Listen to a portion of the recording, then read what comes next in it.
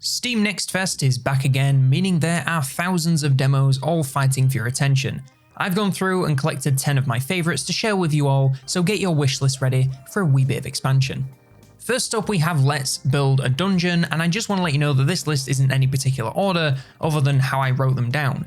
Let's Build a Dungeon is a game where you build your very own MMO. When I say build, I do mean you do everything. You are tasked with world design, building quests, deciding what classes are available, dungeon layouts, enemy spawns, and everything else you can imagine. The demo only showcased a small portion of the game, but looking at the Steam page, there is still so much more to come, and what's here is already a lot of fun. It takes itself a little less seriously than something like Game Dev Tycoon, as this is a lot more about having fun, building something you like, and progressing through what looks to be a pretty funny story. You will regularly be tabbing back into your desktop in-game to call with your boss or to hire more cheap interns. The dialogue here was actually really funny and got me giggling quite a few times, even in such a short time period. This is definitely one of those games where if you enjoy building beautiful looking spaces, you will absolutely get a ton out of it, and even if you don't, there's still a lot of other activities to make numbers go up. It's a game that doesn't take itself too seriously and is more worried about being fun than being accurate, so if all that sounds like something you'd like, then give it a look. Starvester is one of the simpler games on the list, but that doesn't mean my time with it was any less enjoyable. Incremental games have been having somewhat of a resurgence recently, and I for one always love a chance to make numbers go up exponentially.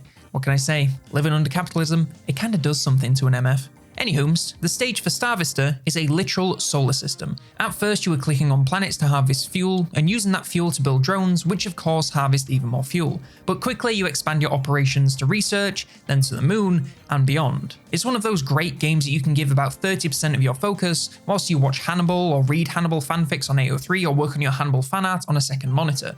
You know, whatever you want to do regarding Hannibal is up to you, I don't judge. You simply continue to upgrade your operation to work towards loftier and loftier expansion goals, unlocking you more and more ways to make number go up. In the demo, I was able to mine asteroid belts and harvest silicon, but with something like this, the possibilities literally are endless, so I'm excited to see how far it's taken in the final game. And of course, we also have some meta progression so that every run can be just a bit better than the last. But beyond all of that, this is one of those games that's just so damn fun to watch in action. Seeing all of your drones surrounding a planet flinging resources back and forth across the galaxy never gets old. I love how each new drone has to fly to where it's working before it starts earning resources, and you can see every single one of them performing their tasks. It's a simple game advertising itself as short, but if you love seeing number go up and space, it's a great combination and works really well. Some games wear their inspiration on their sleeve, not hiding that they took something from those who came before. Loopler takes things one step further and wears its inspiration painted on its face. It's pretty clear from looking at this that Balatro has had quite an impact, and whilst there are undoubtedly games doing the same that are shameless cash grabs, I don't think this is one of them. Loopler is a game about sending cars around a looping track as fast as you possibly can to meet the ever-increasing point goals before you run out of durability. As the levels progress, you can upgrade everything from adding gates for all kinds of powerful effects, to score multipliers, refuel and boost upgrades, and no doubt more as you complete runs and earn more XP. It is an incredibly simple concept that makes for some great, albeit slightly mindless fun. The opportunity for buildcraft is certainly there, with focuses on boost or refuel to complete as many laps as possible, or simply spamming gates to earn more points as you go around. It may not be as infinitely complex as a deck of cards and poker hands, but at least they shouldn't get slapped with an 18 rating and be banned in the UK under the rule of Supreme Leader Leikir Zaystama. Sorry about that, a lot going on over here.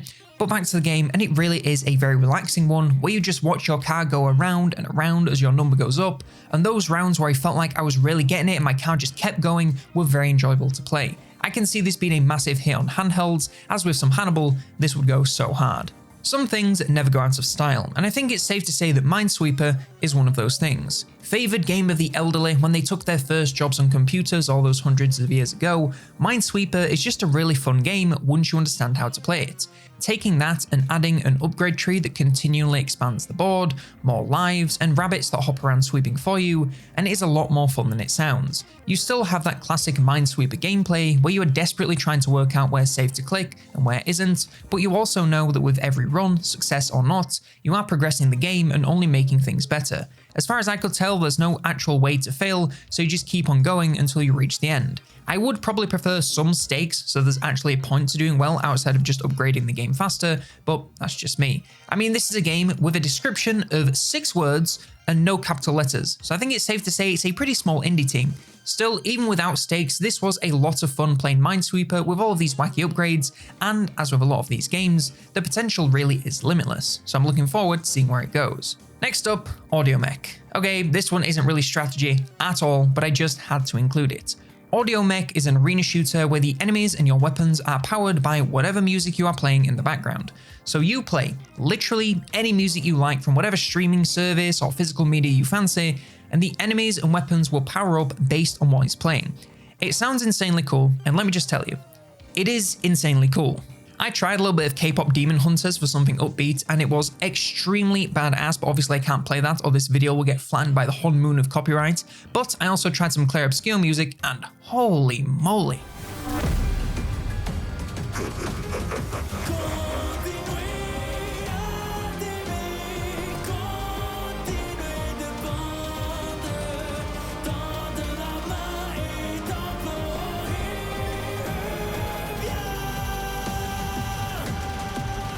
It may not be the same as the actual boss fight in game, but the spectacle is something to behold. This is one of those games that's really a lot more fun to experience than it is to watch, so just trust me when I tell you that I was grinning ear to ear whilst playing this, and it's probably the most fun I had with any of the games featured today.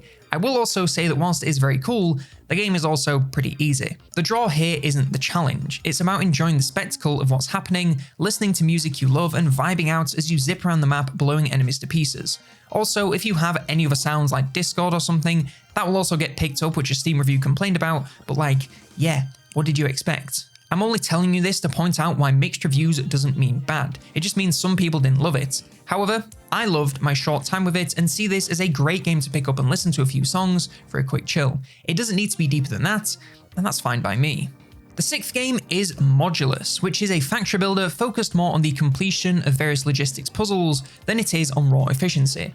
Each objective sees you creating a series of 3D shapes by cutting, rotating, and sticking together raw materials.